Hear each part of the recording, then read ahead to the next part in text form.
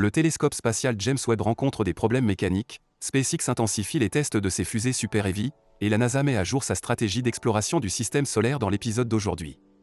Mais avant d'aller plus loin, n'oubliez pas de vous abonner à la chaîne pour nous soutenir et ne rien rater des actualités spatiales. Cette semaine a beaucoup de choses à couvrir, alors commençons. Les installations Starbase de SpaceX à Boca Chica, au Texas, ont récemment été le théâtre d'un incendie et d'un dégagement de poussière alors que l'entreprise intensifie les tests des moteurs de ses fusées Super Heavy, avant la première tentative de vol orbital du Starship. Ces expériences sur les moteurs, qui portent principalement sur le Booster 7, ont considérablement augmenté en fréquence et en complexité au cours des 2 dernières semaines. Le Booster 7 a récemment terminé son deuxième essai de démarrage en rotation des 7 moteurs. Ici, du gaz à haute pression est pompé dans le système à 2 pompes de chaque Raptor à l'aide de systèmes externes sur le support de lancement pour accélérer le moteur et commencer à pomper de l'essence sans rien allumer. En tout cas, ce n'est pas le but. Une explosion importante s'est produite lors d'un essai de rotation du moteur 33 précédent, il y a quelques mois. Il semble naturel que les 2 essais les plus récents aient fait appel à des configurations de moteurs différentes, mais la principale conclusion est qu'avec ces 2 essais de moteurs réussis, SpaceX a démontré qu'elle avait maîtrisé le problème des gaz d'échappement auparavant explosifs. L'équipage de SpaceX a continué et a repoussé les limites plus loin que jamais après avoir démontré qu'il pouvait gérer ses tests de spin prime de plus grande taille. Elon a tweeté que l'équipage se préparait à tenter une combustion à 7 moteurs et qu'il a réussi après avoir réinitialisé la zone d'essai et fait le plein de la fusée. Dans ce qui devient de plus en plus habituel à Boca Chica, Elon a déclaré via Twitter que le Booster 7 subissait des améliorations de robustesse et que le Booster 8 serait testé pendant que le 7 était en réparation dans la baie. Les images du moteur au ralenti ont sans aucun doute bien fonctionné. Nous devons maintenant faire une courte pause car cette nouvelle implique bien plus qu'un simple changement de booster. Tout d'abord, Elon ajoute dans le même tweet que les prochains tests importants consisteront probablement en une répétition générale de la pile humide, suivie d'un incendie complet du moteur 33. Il y aura beaucoup plus de contraintes sur le véhicule lorsqu'un Starship sera monté, ce qui explique clairement pourquoi le Booster 7 reçoit quelques modifications de robustesse. Sans parler des résultats potentiels d'une combustion de 33 moteurs, 2 choses sont omises ici, les tests du Booster 8 et le calendrier de ces tests. Il est fortement prévu que le Booster 8 s'enclenche de lui-même sur le support de lancement. Selon SpaceX, les Boosters 7 et 8 testeront probablement d'abord les composants de l'ensemble de la tentative de lancement orbital. Il va donc sans dire que les tests devraient être efficaces. Des améliorations récentes ont été apportées à la fois à la tour et au support de lancement orbital. Le nouveau système d'extinction des incendies est le plus impressionnant. On appelle déluge une technique d'extinction rapide des incendies qui semble combiner de l'eau et de l'azote gazeux.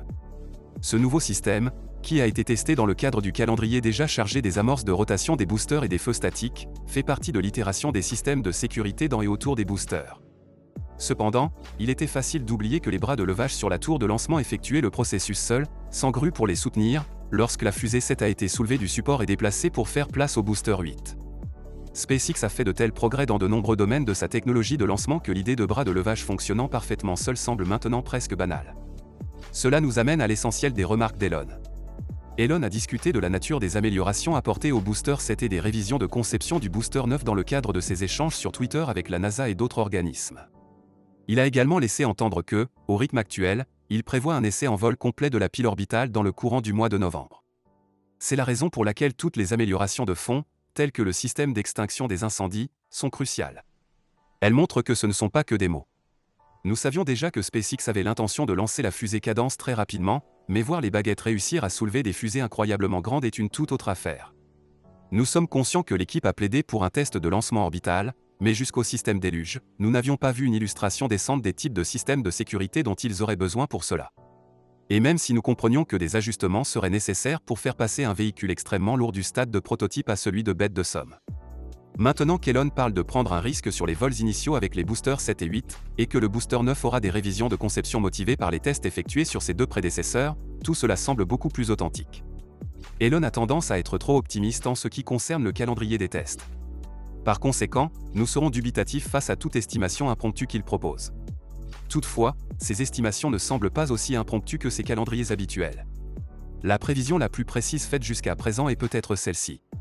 Bien que nous devions attendre et voir, il est probable que l'activité intense qui précède le lancement se poursuive, alors que la fusée 8 subit ses propres tests et que le booster 7 se prépare à la combustion du 33e moteur. Passons maintenant aux nouvelles concernant le télescope spatial James Webb. Le télescope spatial James Webb a publié cette semaine de nouvelles photos impressionnantes qui illustrent certains problèmes de maintenance sur lesquels la NASA a travaillé ce mois-ci. Les photos de Neptune, la géante gazeuse froide située à la limite de notre système solaire, sont les plus époustouflantes. En raison de la forte concentration de méthane dans l'atmosphère de la planète, qui absorbe le rayonnement infrarouge, l'apparence est presque fantomatique. Les photos de Neptune et de ses lunes sont les plus nettes que nous ayons jamais vues. Le record précédent remonte à 1989, lors du survol de Voyager 2. Les anneaux sont particulièrement intéressants. Avant la visite de Voyager, nous n'étions même pas certains que Neptune avait des anneaux. Une sonde l'a vérifié. Mais pour la première fois, nous disposons d'une vue imprenable et claire grâce à la suite de caméras de pointe James Webb. Même si cette esthétique était fantastique, il manquait encore quelque chose. À peu près au même moment, la NASA nous a donné ces superbes photos de Neptune. Ils ont annoncé qu'une partie du James Webb allait être temporairement hors service, en particulier le MIRI. Le 24 août, alors qu'il effectuait certains travaux, les contrôleurs ont d'abord détecté ce qu'ils ont qualifié d'augmentation de la friction dans les mécanismes, et ont signalé le problème pour une enquête plus approfondie à l'équipe chargée des anomalies. La solution à ce problème ne sera pas difficile, selon la NASA. Mais avec une pièce de matériel aussi sensible, la prudence est sans doute de mise. Cette année, le télescope a subi plus de dommages que ce que la NASA avait prévu. Principalement en raison du nombre d'impacts de micrométéorites que le satellite a subis. Au départ, la NASA avait prévu qu'un objet aussi éloigné que le James Webb subirait généralement quelques impacts, et peut-être un ou deux importants cette année. Cependant, peu de temps après son déploiement, un micrométéorite de taille importante a touché le miroir du télescope, et la NASA s'inquiète d'en voir un autre.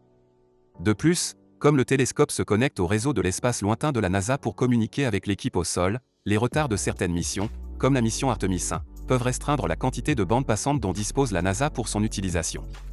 En réduisant les activités quotidiennes de James Webb de 8 à seulement 4 heures, l'équipage de la NASA semble optimiste malgré tout.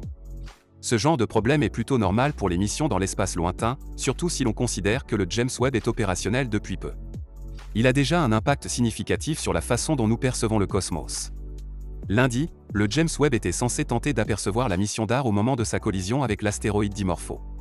En raison de sa complexité, le satellite ne pourrait capturer que les suites d'une observation ponctuelle. Par conséquent, la NASA ne ferait probablement pas cela si elle était préoccupée par la maintenance du matériel. Nous continuerons à utiliser le télescope pour capturer des photographies étonnantes, même si la NASA doit lui accorder une petite pause. Un nouveau manuel d'exploration pour l'ère actuelle des vols spatiaux a été publié par la NASA dans le cadre de ses initiatives de modernisation en cours. La liste modifiée de 63 objectifs a été donnée par l'administrateur adjoint de la NASA, Pam Melroy, le 20 septembre, lors du Congrès mondial d'astronautique. 50 d'entre eux sont directement liés aux voyages spatiaux et à l'établissement d'une civilisation humaine sur la Lune et sur Mars. Cette mise à jour a été initialement rendue publique par la NASA en mai, lorsqu'elle a mis à disposition une version préliminaire pour examen et commentaire du public. L'objectif était de clarifier les objectifs, certes flous, de la NASA, ainsi que d'établir une feuille de route pour l'ère prochaine de l'exploration du système solaire par l'homme. Avant qu'il ne devienne plus évident que l'humanité est sur le point de commencer à explorer l'espace et à développer des infrastructures sur la Lune et sur Mars, ce genre de document était beaucoup plus une affaire interne. Selon M. Melroy, les règles, obligations et principes devaient être définis plus clairement. De même, la publication du document auprès du public, des partenaires internationaux et de l'industrie a suscité plus de 5000 commentaires. Ce qui a fourni à la NASA suffisamment d'informations pour reconstruire radicalement les objectifs scientifiques initiaux. C'est un point sur lequel il faut se concentrer. La Lune était le seul point de mire des objectifs scientifiques initiaux, avec peu de considération pour Mars. Hormis la mission de retour d'échantillons de Mars, la NASA aurait par le passé considéré cette dernière comme un acquis et aurait dû improviser une stratégie martienne. Les nouveaux objectifs scientifiques, en revanche, visent davantage à préparer les objectifs lunaires et martiens à long terme, notamment la colonisation, le transport et les infrastructures. Ce n'est pas tout. Bien que les avis aient été cruciaux dans l'élaboration de ce document, la NASA a accepté d'organiser de fréquents ateliers au cours des années suivantes, indiquant clairement que ces objectifs d'exploration sont destinés à être un document vivant. Un document qui évolue avec nos succès et nos échecs. Melroy l'a clairement exprimé en disant que nos mots d'ordre sont raffinement, analyse, révision et engagement, et c'est un cycle que nous avons l'intention de répéter. Ce nouveau cap est vraiment motivant. Les derniers de ce genre seront les profils de missions comme Artemis, qui ont été presque totalement créés en interne. Du moins en ce qui concerne les efforts d'exploration de la NASA.